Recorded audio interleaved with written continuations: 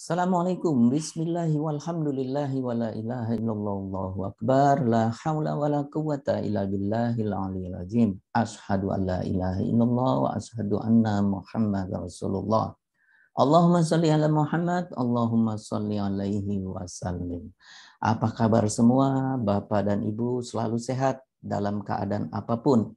Kita selalu setiap meningkatkan iman dan ketakwaan kita kepada Allah Subhanahu wa taala.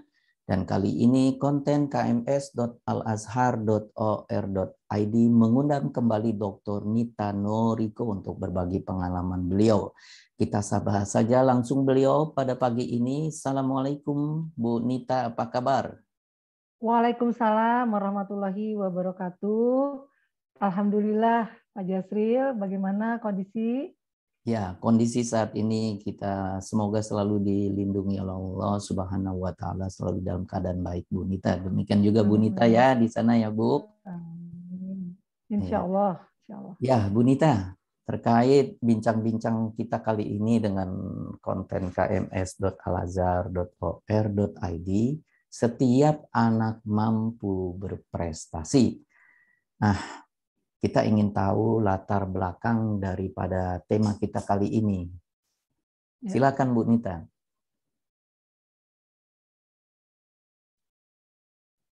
Baik Pak, pada waktu itu sekitar tahun 1999 dan YPI Al-Azhar khususnya di SMA Islam Kemang Pratama, yaitu SMA 4 gitu ya.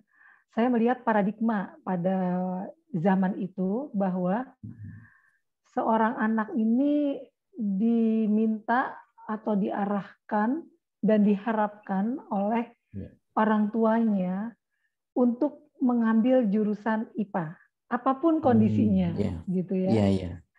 Anak juga terpacu untuk mengambil jurusan IPA. Terkadang seorang anak ini tidak mengukur ya apa yang dianugerahkan Allah kepadanya. Nah, ketika seorang anak dinyatakan oleh gurunya pada waktu itu lebih cocok di IPS dan kemudian nilai-nilainya juga mendukung untuk dia mengambil jurusan IPS, maka bukan saja anaknya yang mengalami semacam kekecewaan, orang tuanya juga demikian. Kemudian saya mencari informasi kenapa begitu ya. Ternyata dari pihak orang tua itu menganggap kalau dari jurusan IPA itu bisa mengambil berbagai jurusan. Sedangkan dari IPS itu hanya jurusan tertentu. Ya, seolah-olah tuh masa depan ya yang istilahnya orang tua mungkin punya impian tiba-tiba terjegal karena jurusan IPS ini. Nah, kemudian yang kedua, seolah-olah anak jurusan IPS ini prestasinya di bidang sains tuh tidak ada gitu, kurang begitu. Sehingga anak sendiri merasa ya sudahlah saya di jurusan IPS, kemudian akhirnya dia mencari teman-temannya gitu ya, yang sesama jurusan, yang kemudian mungkin ada yang aktivitasnya kurang baik atau orang tuanya kurang perhatian, maka cenderung menjadi membuat aktivitas-aktivitas yang kontraproduktif. Itu yang saya tangkap gejala pada masa itu. Nah, oleh sebab itu saya mencoba bahwa paradigma ini sebenarnya tidak benar gitu ya, bahwa setiap anak memang sudah dianugerahi oleh Allah kapasitas-kapasitas tertentu, dan kapasitas itulah yang harus kita kembangkan baik oleh orang tua maupun oleh guru. Jadi latar belakangnya memang ingin merubah paradigma, kira-kira begitu Ibu ya? Iya. Lalu kenapa Ibu tertarik untuk anak IPS ini Bu? Ya, ketika saya dulu itu kan mengajar biologi, berarti saya hanya spesifik jurusan IPA, gitu Pak ya, bisa berinteraksi dengan murid-murid. Namun qadarullah dengan tujuan itu ternyata Allah meminta saya, mengamanahi saya untuk mengasuh kelompok ilmiah remaja.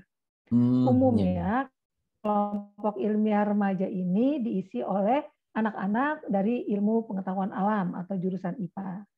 Nah, pada kesempatan ini saya menawarkan kepada seluruh anak-anak, baik IPA maupun IPS.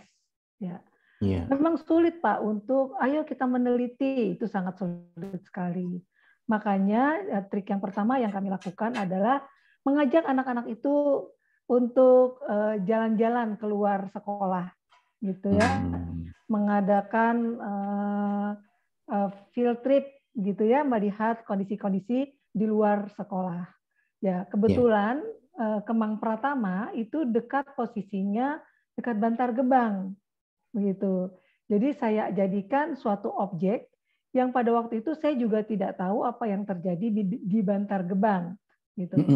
Ketika kita mulai memasuki areal Bantar Gebang, ternyata pada waktu itu arealnya bukan di pinggir jalan, tetapi agak masuk begitu, agak masuk ke dalam.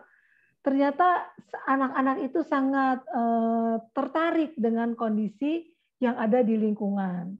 Banyak pertanyaan-pertanyaan di perjalanan dan mereka sangat tercengang begitu ya, melihat ada suatu kehidupan di antara tumpukan-tumpukan sampah yang menggunung gitu.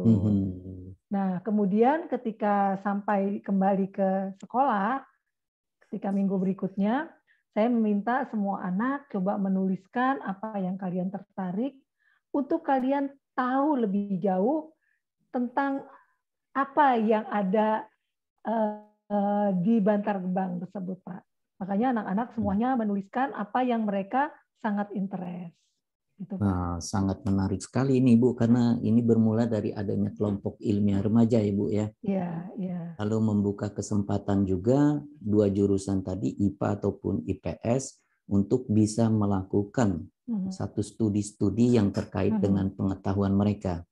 Jadi Ibu membawa keseluruhan murid-murid, Bu, IPA dan IPS ke sana?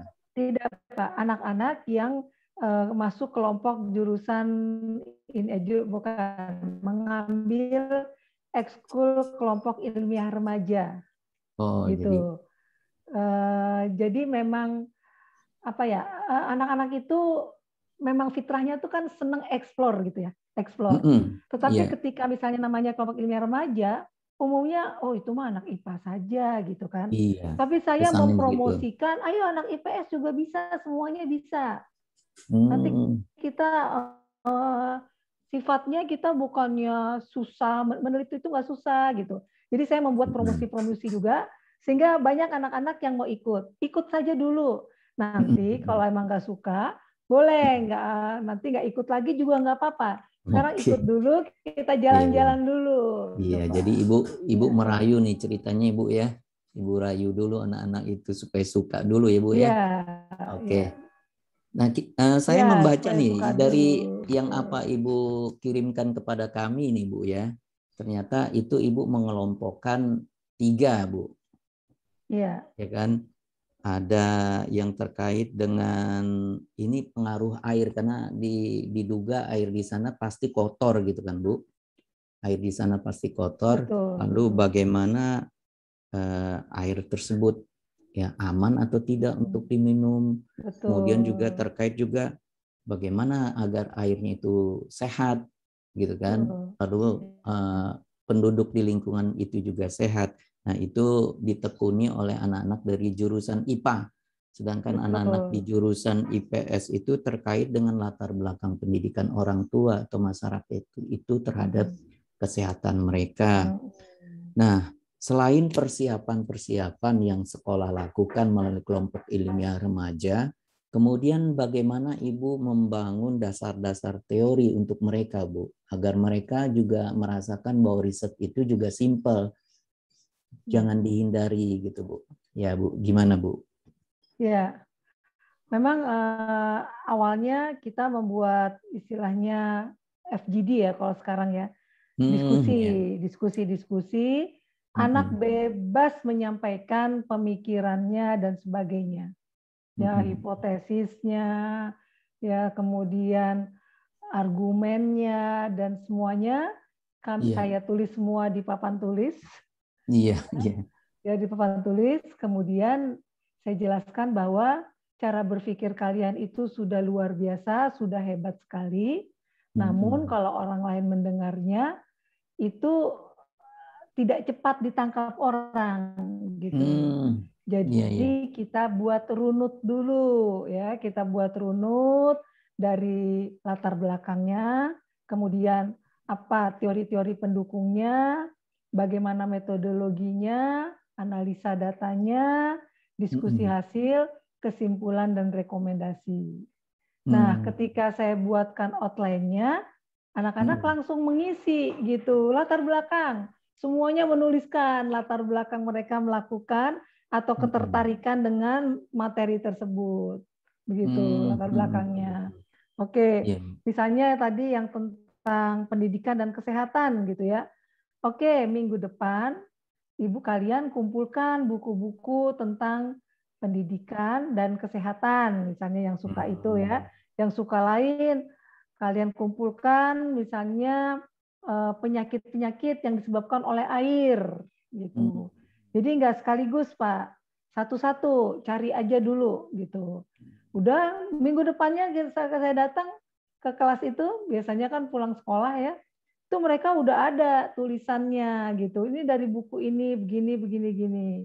Itu beberapa kali pertemuan akhirnya jadilah suatu istilahnya cara berpikir ya dari dukungan teori-teori. Nah, kemudian kayak ini lagi pertemuan berikutnya untuk mengumpulkan informasi ini, menjawab pertanyaan ini yang kalian buat di latar belakang, kira-kira data apa ya yang diperlukan? Wah, mereka semangat tulis lagi. Gitu. Jadi terus-menerus Pak, nggak cuma sekali pertemuan dan seterusnya, terus-menerus. Nah, terutama ketika sudah mengerucut, Pak. Sudah mengerucut risetnya, itu benar-benar pendekatannya harus personal berpersonal atau grup per grup. Karena misalnya tentang pengolahan air, nggak mungkin nanti di situ akan ngebahas tentang pengetahuan dan sebagainya. Ya sudah, kita mengupas tentang pengolahan air supaya menjadi air bersih begitu. Jadi masing-masing. Ya kalau dipikir-pikir memang energinya cukup besar sekali ya karena pulang sekolah kadang-kadang sebelum anaknya pergi saya duduk di depan ininya di depan kelasnya bergantian tuh Pak berganti. Ini saya kelompok ini kelas ini saya duduk ketika udah usai langsung dideketin gitu udah makan belum ya udah makan dulu ntar kesini lagi ya gitu ya. Tapi jangan lama-lama gitu, karena anak-anak ini gampang bosan. Cukup setengah jam aja, tapi rutin. Rutin, jadi setiap misalnya saya Senin di kelas ini, besok di kelas mana, pendekatan itu kepada kelompok-kelompok itu. Sampailah akhirnya menjadi sebuah tulisan, sebuah artinya datanya, pengolahan data, lengkap begitu Pak. Dan suatu saat yang udah jadi ini istilahnya tinggal dikirim ke misalnya LIPI, kemudian lomba-lomba di mana kita kirimkan. Memang yang di LIPI ini juga saya sampaikan bahwa kalian, ini anaknya nih dari sekelompok anak akhirnya mengerucut Pak, nih satu anak yang benar-benar fight gitu. Ya. Jadi mereka tadinya dia didukung, lama-lama ternyata cuman dia yang istilahnya walaupun dia ini daya nalarnya lambat gitu ya, tapi punya keuletan. Ulet tadinya saya yang nyamperin dia, istilahnya mengunjungi dia ke kelas, sekarang dia yang mengunjungi saya ke ruang guru. Gitu. Dia ulet sekali, walau berkali-kali diajarin masih kurang nyambung, tapi terus datang lagi. Masya Allah, akhirnya jadi sebuah tulisan yang menurut saya bagus. Kemudian kita presentasikan bersama di seluruh guru-guru yang ada di Kemang Pratama. Guru-guru merasa setuju, dikirimlah ke LIPI, gitu Pak. Nah, ini ceritanya LIPI itu juga saya mengingatkan kamu kalau nggak lolos jangan kecewa ya, biasa saja gitu kan ya. Kita semua juga nggak banyak berharap banyak lah ya, tapi namanya berusaha. Nah, tiba-tiba dipanggil Pak, dapat pengumuman bahwa tulisan anak ini lolos gitu. Tapi ada konsekuensinya. Guru yang membimbing dan anak tersebut dikarantina, Oke. Ada 1 bulan atau berapa tuh, Bu? Kalau nggak salah itu sekitar 1 minggu apa ya. Oh, 1 minggu. Saya agak lupa juga. Mm-mm. Tapi itu dikumpulkan seluruh anak di Indonesia. Mm-mm. Seluruh anak-anak terbaik se-Indonesia gitu, dengan gurunya, dengan guru pembimbing. Jadi saya tuh juga terbelalak, ini anak-anak terbaik ya di Indonesia. Anak yang di sekolah saya termasuk dianggap istilahnya lambat, Iya. tapi punya keuletan. Wah, menarik ini, Jadi Bu. anak yang terbaik ternyata ya. Secara alamiah dia menjadi terbaik se-Indonesia itu. Dan dia kemudian ketika berkumpul dengan teman-teman seluruh Indonesia, dia tidak merasa rendah diri. Saya perhatikan dia kemudian bergabung gitu dengan teman-temannya, berinteraksi gitu. Iya. Nah, ini menarik ini, Bu. Sebenarnya Ibu sempat menanyakan ke anak jadi itu, di sana itu. Iya. Sempat menanyakan kepada anak tersebut, kliknya di mana itu, Bu? Ini kan sangat menarik, Bu. Anak yang tadi dianggap rata-rata kan di bawah rata-rata, justru menjadi anak yang terbaik di tingkat nasional. Di level Indonesia gitu, nasional. Iya, level Indonesia. Gitu. Kalau kata anak-anak sekarang tuh dapat kliknya gitu. Iya, jadi memang komprehensif. Jadi dapat dunianya dia gitu ya, saya lihat ya. Nah, jadi waktu itu juga kita dipisah antara guru dengan siswanya. Kemudian di satu pertemuan, gurunya disuruh melihat bagaimana murid-murid ini berpresentasi. Seluruh Indonesia, Pak, presentasi.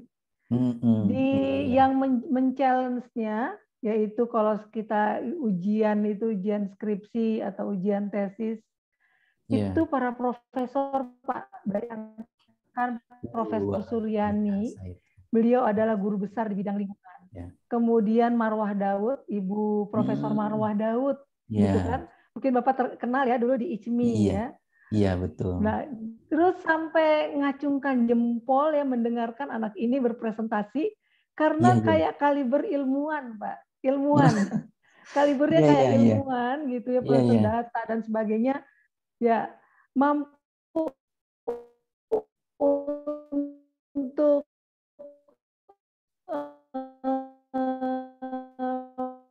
berpikir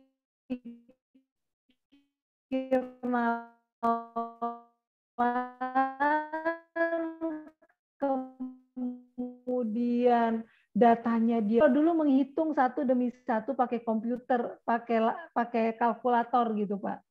Data satu misalnya kan waktu kita zaman kita kuliah dulu ya, masukkan data satu-satu di kalkulator ya. Itu juga zaman 99 masih seperti itu. Sampai akhirnya dapatlah nilai R ya, hubungan antara tadi pengetahuan dengan tingkat kesehatan di daerah sana. Jadi luar biasa, mereka sangat kagum sekali dan alhamdulillah pada waktu itu bisa menjadi juara ya. Jadi digabung antara IPA IPS pada waktu itu akhirnya dan menjadi juara ketiga, Pak, nasional. Iya. Dan kemudian diundang oleh Presiden ya Republik Indonesia pada waktu itu Ibu Megawati ya. Ya, pada waktu itu Ibu Megawati. Tuh. Jadi kita lama juga itu di istana. Jadi sempat ngobrol-ngobrol dengan Ibu Megawati untuk memberikan motivasi bahwa anak-anak Indonesia ini harus bersungguh-sungguh, kemudian Indonesia ini beragam ya. Jadi Bhinneka Tunggal Ika, ada temennya yang dari Bali, dari Kalimantan, dari Irian, semuanya adalah sama anak Indonesia. Agamanya juga beda-beda, ya kan? Ada Buddha, Hindu, Islam, semuanya beda-beda.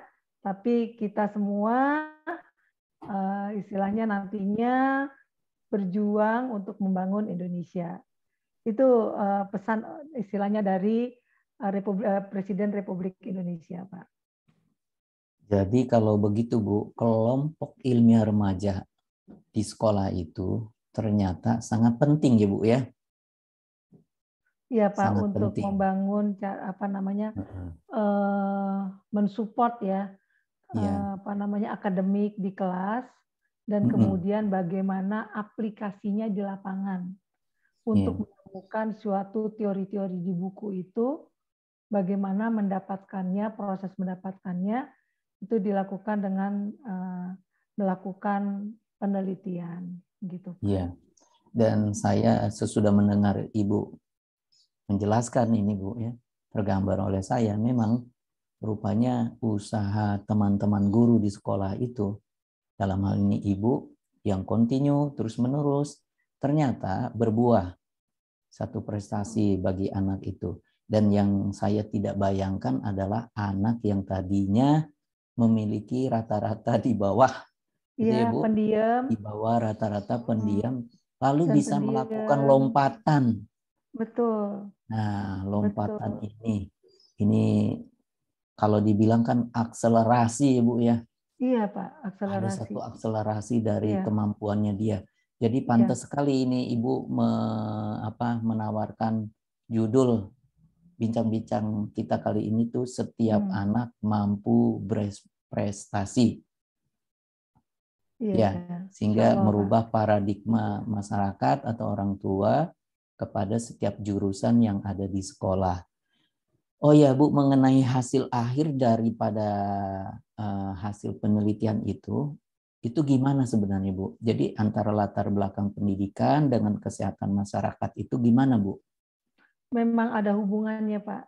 Cuma karena itu tahun 99 ya, iya, saya betul. sudah detail-detailnya saya sudah agak lupa.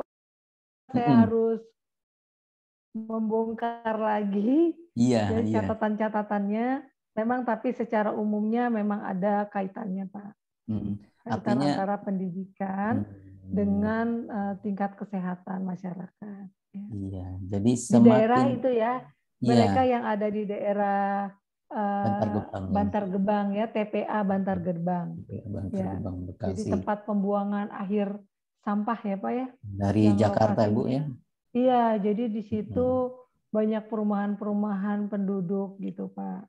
Jadi anak-anak juga istilahnya bermain-main di sampah dan sebagainya. Kemudian kita melihat ternyata memang mereka dari latar belakang pendidikannya ya kurang bisa survive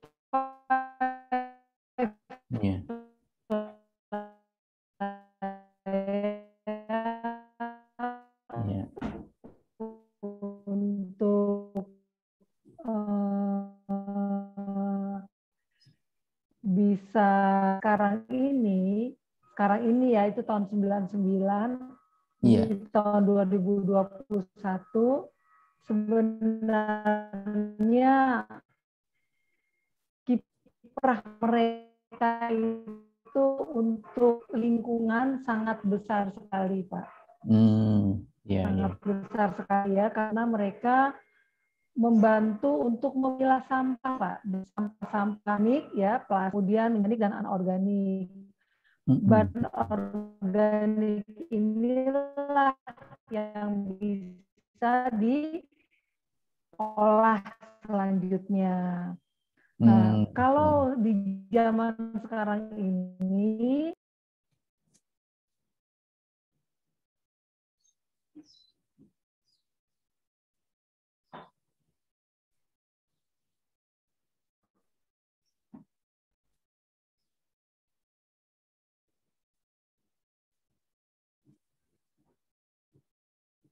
ya Bu?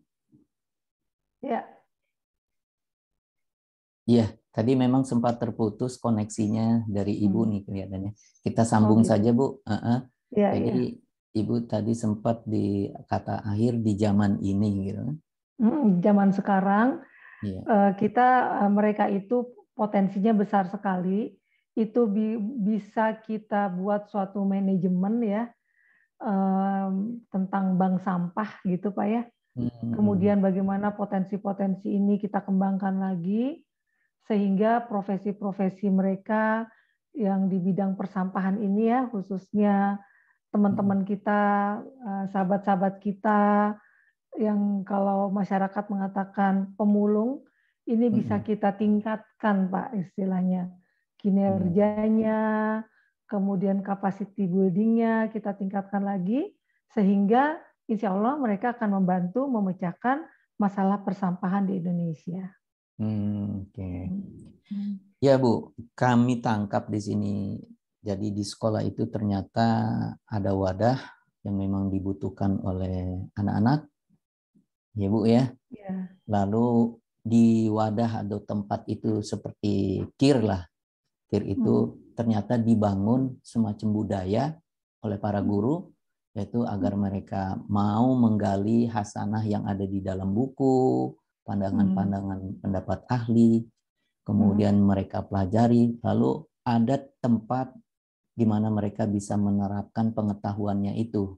Jadi kalau kita lihat di sini siklusnya adalah sekolah, kemudian wadah buat anak-anak, kemudian adanya literasi barangkali ya Bu ya, jadinya ya Bu, reading gitu ya Bu ya.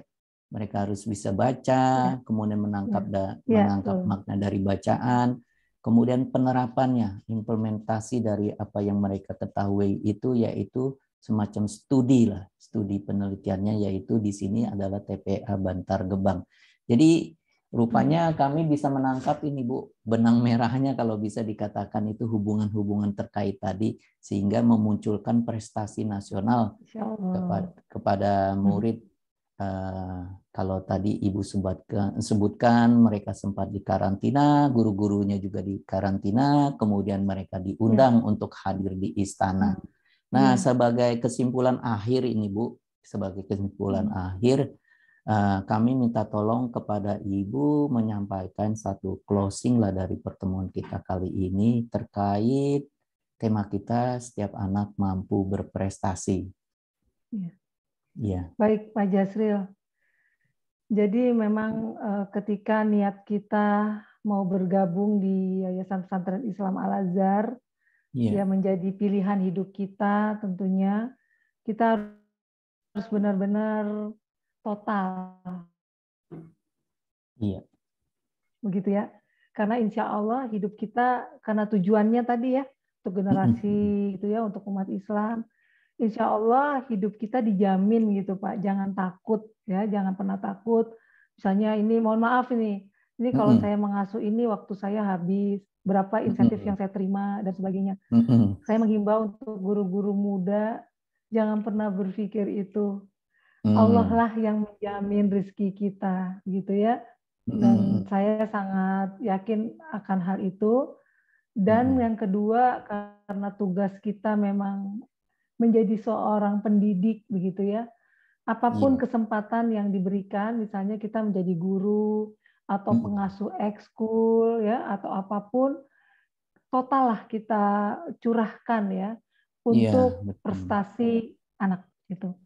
Insya Allah anak tersebut akan menjadi sesuatu ya 20 tahun kemudian akan menjadi sesuatu dan mudah-mudahan menjadi doanya ya kita menjadi doa-doa mereka yang saya sampaikan tadi bahwa kita insya Allah tidak pernah takut akan hidup kita, tidak takut kekurangan. Amin.